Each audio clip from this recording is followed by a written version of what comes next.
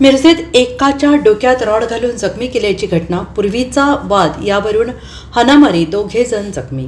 मिरज म्हैसाळ रस्त्यांवरील प्रगती पॅलेससमोर आज एकाच्या डोक्यात रॉड घालून गंभीर जखमी केल्याची घटना घडली.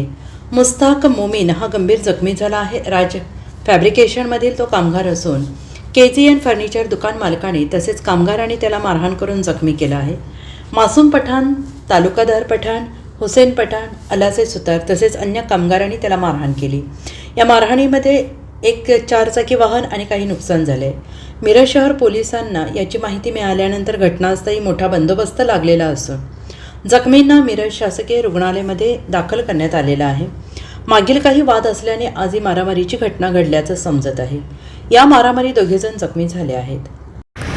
माझा भाऊ पगार मागायला गेला होता. तिथं सिगरेट पेट होता. त्यांचा धुवा गेल्यामुळं माझ्या भावाला 2 भावाला मारहाण केल्यात आणि माडा कॉलनी इथं मासूम हुसेन आणि दोघं तिघांनी मारहाण केल्यात.